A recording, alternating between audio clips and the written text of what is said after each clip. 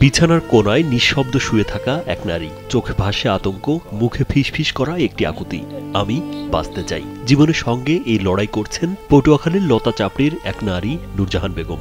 দুটি কিডনি বিকল হয়ে দীর্ঘদিন ধরেই তিনি মৃত্যুর প্রহর গুনছেন। আমার কেউ সাহায্য করেন, অনেক টাকা দরকার। একসময় ঢাকার একটি গার্মেন্টসে কাজ করতেন নূরজাহান।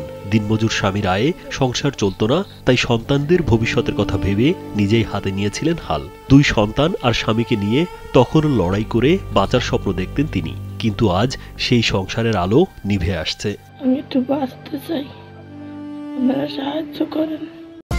নিন মজাদার গোলমার্ক পপ, কুড়মুড়ে বাইটে ফুরফুরে লাইফ। জমানো সঞ্চয়, ধার দেনা, আত্মীয় স্বজন সব পথই শেষ। কিডনি বিকল হয়ে পড়ার পর থেকেই চিকিৎসার খরচ জোগাতে পরিবারটি সর্বশান্ত। নূরজাহান জানালেন, টাকা নেই বলে অনেকদিন ধরে চিকিৎসা বন্ধ। আমার কেউ সাহায্য করেন, অনেক টাকা দরকার। গরিব মানুষ, আমাদের সেরকমের টাকা পয়সা নাই। আমরা বহুত চেষ্টা করে আমাদের যা ছিল, আমাদের আত্মীয় স্বজন পাড়া প্রতিবেশী কিছু কিছু দিছে, নিয়ে আমরা ঢাকা গেছিলাম। ঢাকা যাওয়ার পর তার রোগটা ধরা পড়লো, দুটা কিডনি ড্যামেজ। ওনার চিকিৎসার জন্য 20-22 লাখ টাকা লাগবে।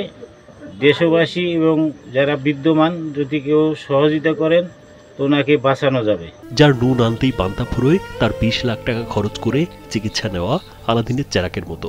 চিকিৎসকরা বলেছেন, দ্রুত ডায়ালাইসিস ও চিকিৎসা শুরু না করলে আর বাঁচানো যাবে না। এই অবস্থায় সমাজের বিত্তবানদের এগিয়ে আসার আহ্বান নূরজাহানের পরিবারের। সাহায্য করতে আমার বাচ্চাটা একটু, এই আমার বড় মেয়ে, আমাকে এরকম কিছু নাই দেখাবো আমরা। এখন আমার আম্মুর দিন দিন অবস্থা খুবই খারাপ হতেছে। আপনি যদি সহযোগিতা করতে পারেন তাহলে আমার আম্মু একটু আরো কয়েকটা দিন বাঁচতে পারে। ইউনিয়ন পরিষদের পক্ষ থেকে সব ধরনের সহযোগিতার আশ্বাস দেন স্থানীয় ইউনিয়ন পরিষদের ভারপ্রাপ্ত চেয়ারম্যান মিজানুর রহমান হাওলাদার। নূরজাহান বেগম অতি দরিদ্র ফ্যামিলির লোক হওয়ার কারণে তার চিকিৎসা করা সম্ভব না। তাকে যতটা পারছি সহযোগিতা করেছি। আমি আশা করব সমাজে যারা বিত্তশালী আছেন তারা নূরজাহান বেগমের পাশে দাঁড়াবেন। রাজীব বিশ্বাস, কালবেলা।